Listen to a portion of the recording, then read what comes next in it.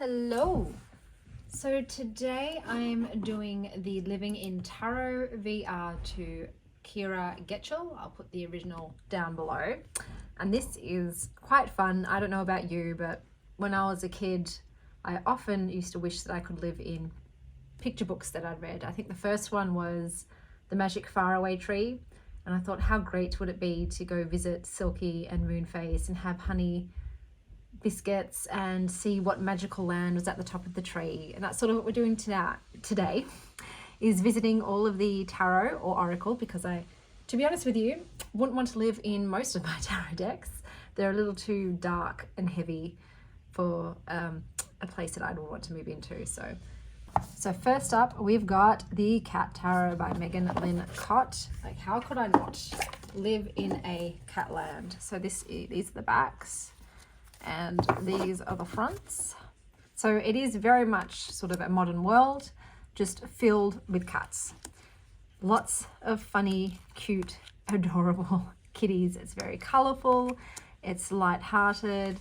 This deck in particular has a really playful, almost cheeky sort of energy. I think I would always have fun in this particular tarot deck. There's even dogs, if you like dogs, and vacuum cleaners as well. But look at the adorableness. They're so adorable. There's so much entertainment. I would be constantly entertained by sassy, cheeky kitties with attitude. Like, look at this dude. So absolutely 100% I would live in the cute cat tarot land. We have the Pulp Girls Tarot deck. So straight away, this came to mind. So this is a brand new deck for me. These are the backs, which I think are fabulous, just fabulous. This deck is sort of traditional Rider-Waite-Smith, but it's a bit modernized, and it definitely has this sort of groovy 70s vibe to it. So I think the fashion is fabulous. I absolutely love the fashion. It seems like a really fun place. It's got a really young energy to it. There's a lot of, it's female centric or female presenting, and to be honest, that's absolutely fine with me to live in a world with all these fabulous ladies. And it just feels like a really safe place. I think that's the main thing. It seems safe and fun, and that there's a great sort of community. It's got a real community vibe to it, a sisterhood sort of energy.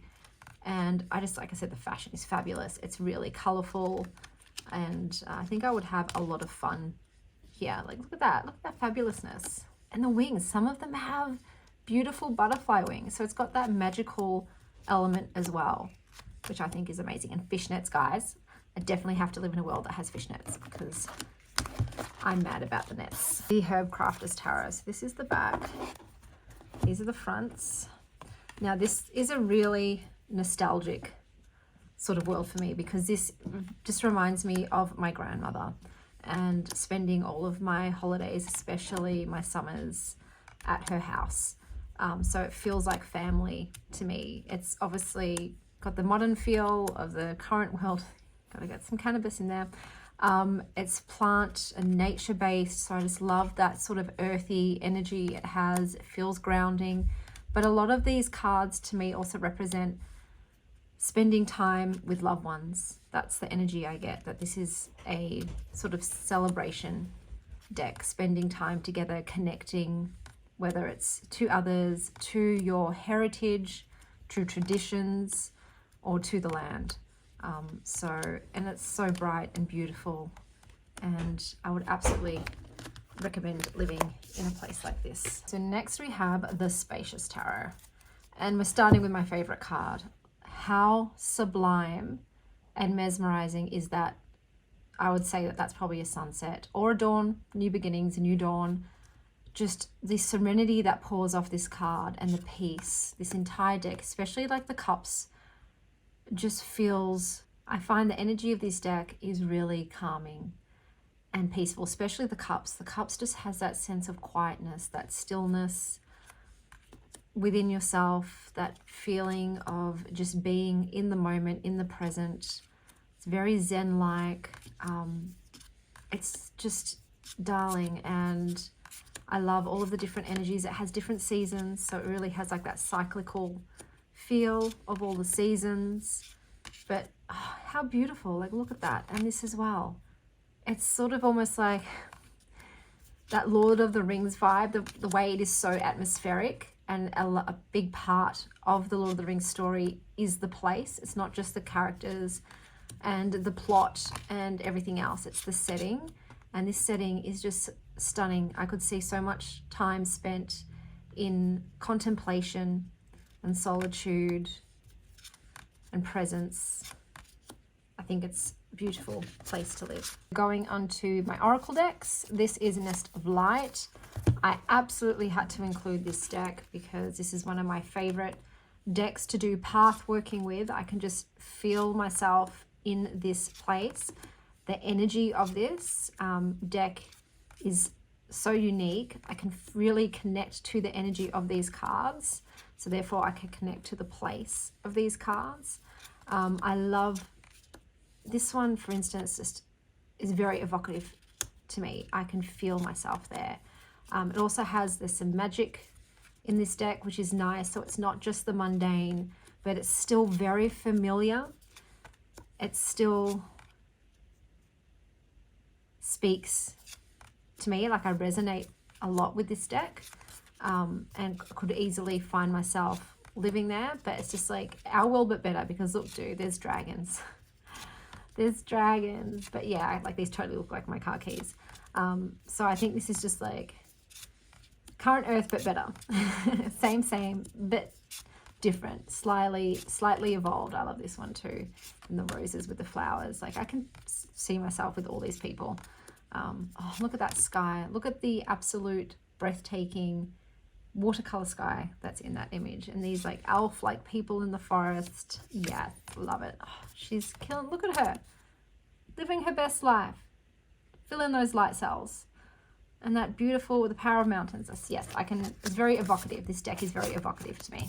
Now we have Seasons of the Witch Beltane, which is definitely hands down the #1 of their decks that I would live in, because I think Beltane happens at a great time of year. This has a real sunshiny warmth to it.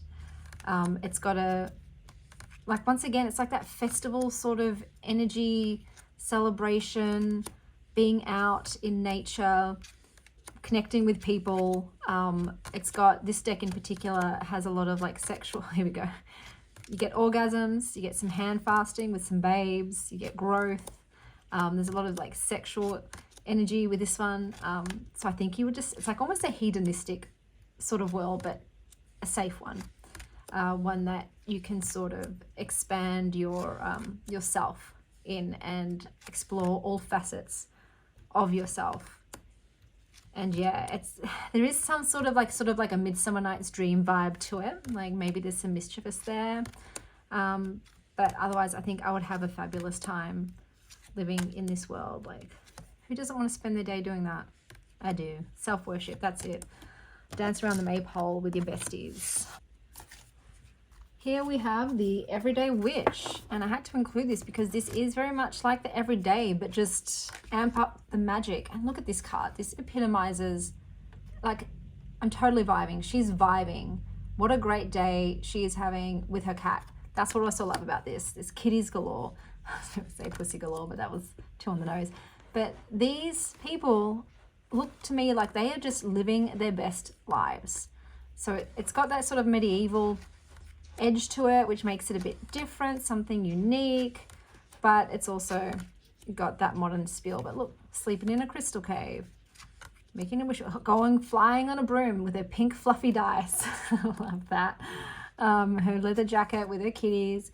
It's just, yeah, I like the, it's got an otherworldly feel, but still not too much of a change from what we know. Because I think if I went to a world that was just way too different, I probably would have a hard time acclimating.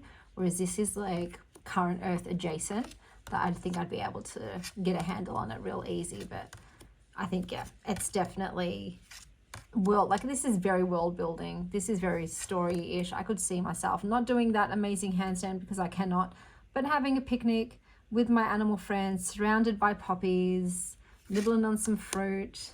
Yes, please. Thank you very much. The Sacred Forest. This has a similar whimsical, magical energy to, you know, the Everyday Witch, except a bit more fairy tale like.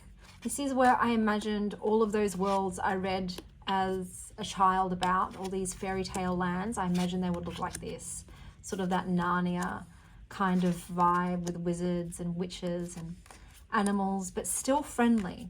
So it's got a bit more of that sort of edge, you know, that you sort of have with fairy tales. There's a bit of shadow, but it doesn't feel threatening. It doesn't feel dangerous. It's like, yes, you're going to go on an adventure and you'll have maybe some, you know, conflict or some trials, but you will, you know, go on that hero's quest and come out all the better for it. And it's, yeah, it's very moody, definitely otherworldly, but I think it looks really fun. I think I would be absolutely astounded. I think I would be in awe of a lot of things. I would see a lot of things that I hadn't seen before. So I think, yeah, it would be just a very wondrous place to live. Next we have Nature's Whispers. This deck, I feel like each card is its own world.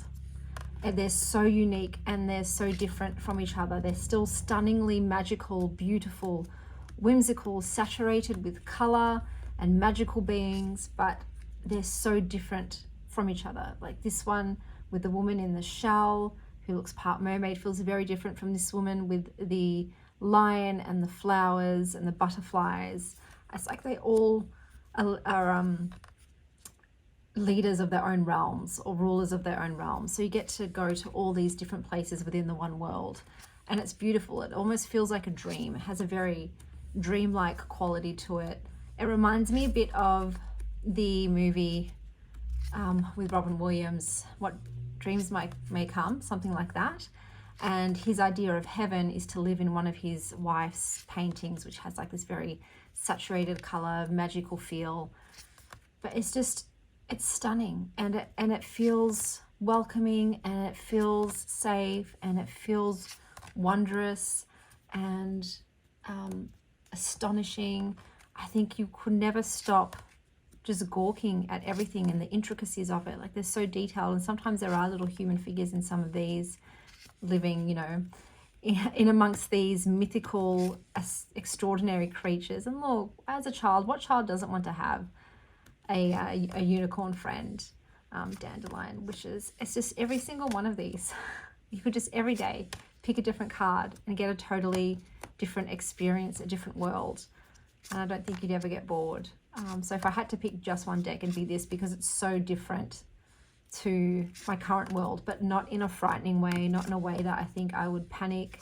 I think I'd just fine. It's almost like you're having a trip. It is a little trippy, like especially with this sort of imagery, when just everything is extra. You know what I mean? And you're both in yourself and out of yourself and part of everything. So this was, yeah, the final deck. Most of my decks, as you can see, have been very nature-based, very colorful, magical. A lot of them heavy on the feminine energy. But yeah, so I hope that wherever you are having an incredible morning, afternoon, or evening. And as always, stay wild, star child.